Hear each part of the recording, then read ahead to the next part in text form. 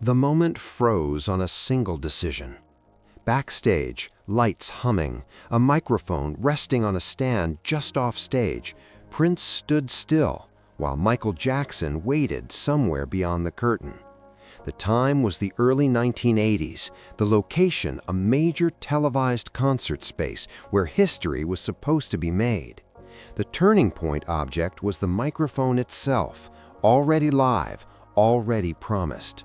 According to accounts from people in the room, Prince shook his head and said no. Not later, not maybe, no. The refusal landed harder than any insult could have. Two of the biggest forces in music were not going to share the same stage. The stakes were enormous. This was not a jam session. This was legacy television, industry mythology, a chance to fuse two empires into one moment. Michael Jackson, already ascending into global dominance, had reportedly been open to the idea. Prince, equally powerful but moving in a different direction, refused. The anchor detail remained that microphone, unused, signaling that the collision everyone wanted would not happen. Days earlier, the rules of the world had already been set. The music industry of the era was rigid, competitive, and obsessed with hierarchy. Radio formats were segregated. Award shows were political. MTV was still learning how to show black artists consistently. Michael Jackson was rewriting pop's center of gravity with precision and polish. Prince was detonating genre from the inside with funk, rock, and provocation. The anchor detail here was the stage itself, a space both men controlled differently. Sharing it meant sharing narrative power. According to insiders, the idea of Prince and Michael appearing together had circulated informally. Promoters saw dollar signs, executives saw headlines, fans saw history. The turning point object shifted briefly from microphone to phone, with calls being placed between camps. Michael's side, known for careful choreography and planning, reportedly believed the moment could be controlled. Prince's camp, fiercely protective, saw danger in that assumption. At rehearsals for related events, Michael Jackson was meticulous.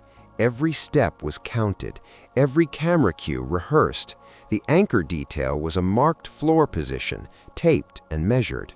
Prince, by contrast, thrived on spontaneity. His performances bent around mood, not maps. According to musicians who had worked with him, Prince viewed shared stages as traps. If he couldn't control the environment, he wouldn't enter it. The pressure increased. Another call, another suggestion. The idea evolved, maybe not a duet, just an appearance, maybe not a song, just a moment. The anchor detail became a proposed cue card, names listed in sequence. Prince reportedly rejected that too. Being introduced alongside Michael Jackson implied comparison. Comparison implied hierarchy. Prince had no interest in standing still while anyone else defined the frame. Race and media politics sharpened the edge. Black artists were rarely allowed multiplicity at the top. The system preferred one king at a time. Michael Jackson was being crowned by the industry. Prince was building a kingdom outside its walls. Sharing the stage risked collapsing those narratives into a single story, and Prince understood stories as weapons. The anchor detail was the contract language that never materialized because agreement never came. Behind the scenes, some urged Prince to reconsider. According to accounts, the argument was simple: history. The anchor detail was that word itself, spoken in dressing rooms and hallways. History didn't persuade him. Prince had seen how history treated artists who allowed themselves to be packaged. Michael Jackson was navigating that machinery with grace. Prince refused to step into it at all. As the date approached, the tension hardened. Michael Jackson's team needed clarity. Producers needed confirmation. Cameras needed blocking. The anchor detail returned to the microphone on stage, still waiting. According to people close to the situation, Prince delivered his final answer close to showtime. He would not appear. He would not share the stage. The refusal wasn't loud. It wasn't dramatic. It was controlled. Prince walked away from the opportunity, leaving Michael Jackson to occupy the moment alone. The anchor detail lingered in the empty space beside him, a space everyone knew was supposed to be filled. What no one outside the room fully understood yet was why. The common explanation, ego, was too simple. The real reason sat deeper, tied to control, narrative, and survival in an industry that consumed icons. The stage was set, the microphone still live, and the moment was about to detonate into legend. The next night, the absence became louder than any performance. The stage lights rose, the band locked in, and Michael Jackson stepped into the spotlight alone. The anchor detail was the empty mark on the floor where another figure could have stood. Viewers at home felt it without being told. Something was missing. Backstage, producers whispered about last-minute changes, about how the running order had been reshaped to cover the gap left by Prince's refusal. According to accounts from crew members, the question kept circulating in hallways and control rooms. Why would Prince turn this down? The microphone was there, the cameras were ready, the world was watching. The easy answer, rivalry, spread quickly. Two geniuses, one throne. But that explanation ignored the turning point object that mattered most to Prince: control of the frame. Sharing a stage meant surrendering authorship of the moment. At rehearsal earlier that day, Michael Jackson had reportedly walked the stage with his musical director, pointing to lighting cues and camera angles. The anchor detail was a specific camera cue timed to a musical hit, something Michael was famous for mastering. Prince's people, watching from a distance, understood what that meant. This would be a Michael Jackson moment, structurally and visually. Prince would be an element inside someone else's design. That afternoon, another phone call came in. According to insiders, it was framed as reassurance. No tricks, no surprises. Just two legends acknowledging each other.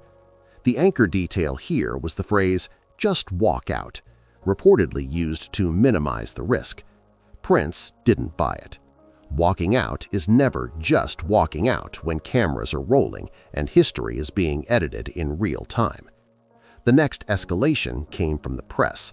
Rumors began leaking before the show even aired. Creative differences, scheduling conflicts. The anchor detail was a short press note drafted by publicists, carefully vague. Prince allowed it to stand. Silence protected him better than explanation. Michael Jackson's camp, equally strategic, declined to comment. The mystery thickened. At another event weeks later, a journalist asked Prince directly about Michael Jackson. According to some accounts, Prince deflected with humor, then pivoted. The anchor detail was his body language, arms crossed, eyes sharp. He didn't deny respect. He denied the premise. The premise was that sharing a stage was the ultimate validation. Prince didn't need validation. Meanwhile, Michael Jackson continued his ascent. Thriller-era momentum turned every appearance into a coronation. The anchor detail here was the glove, sequined, iconic, becoming shorthand for dominance. Each solo performance reinforced the idea that Michael didn't need anyone else up there.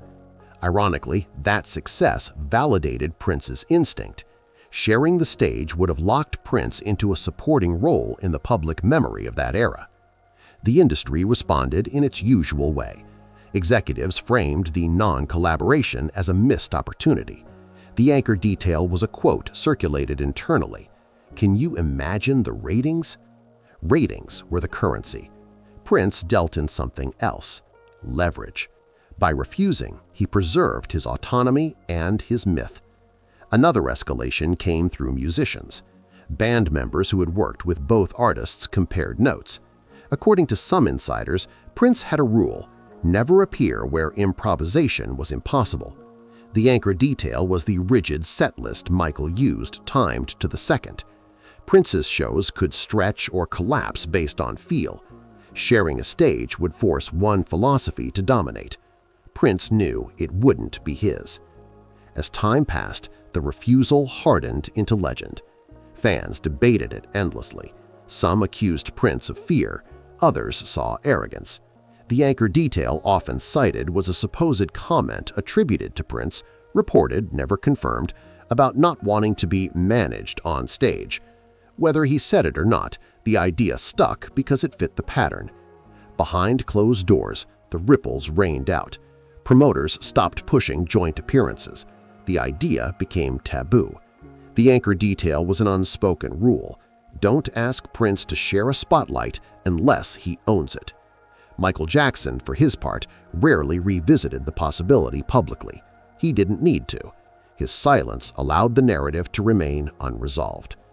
By the early 1980s end, the moment had crystallized into a single unanswered question. Why refuse history? The microphone that went unused that night became symbolic, not of rivalry, but of choice. Prince had chosen absence over compromise. The system interpreted that as defiance. What remained unseen was the final calculation Prince made, a calculation about longevity, authorship, and the cost of being absorbed into someone else's story. That calculation would be revealed only when the refusal was understood not as a slight against Michael Jackson, but as a defense against the machine surrounding him.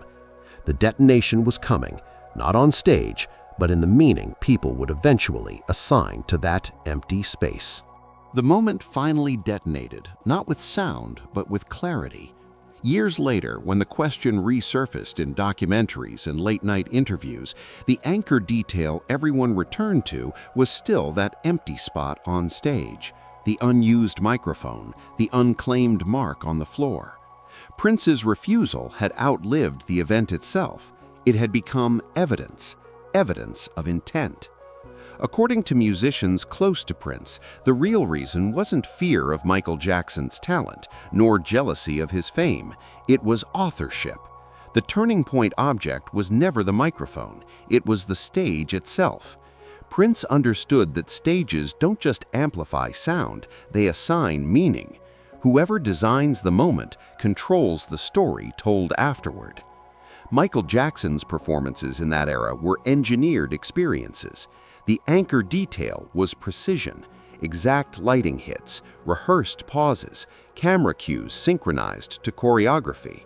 That machine worked because it was centralized around one figure. Prince, by contrast, thrived on volatility. His shows could fracture, rebuild, or explode based on mood. Sharing a stage would mean choosing which philosophy ruled. Prince already knew the answer. The aftermath unfolded quietly but decisively. The morning after the show, newspapers focused on Michael Jackson's performance. The anchor detail was the headline placement, front page, above the fold. Prince's name appeared only in speculation columns, framed as the one who didn't show. To the industry, that read as absence. To Prince, it was insulation. In the weeks that followed, promoters recalibrated. The anchor detail was a shift in offers. Prince was no longer asked to co-headline. He was offered complete creative control or nothing. His refusal had signaled a boundary the business learned not to cross. Michael Jackson's team, meanwhile, doubled down on solo dominance. The system adjusted around both men, separately. Years later, when Prince spoke about collaboration in general terms, the anchor detail was his wording. He praised artists who owned their work and warned against becoming a feature in someone else's movie. He never named Michael Jackson in that context, but the implication was clear to anyone who remembered the empty stage. This wasn't personal, it was structural. Michael Jackson's response remained indirect. In interviews, he spoke warmly of Prince's talent, calling him one of the greatest. The anchor detail was what he didn't say. He never contradicted the myth. Silence, in this case, preserved his own narrative of inevitability. Two icons, each protecting their mythology in opposite ways. The cultural meaning settled in slowly. Fans eventually stopped asking why they never shared a stage and started asking what that absence represented.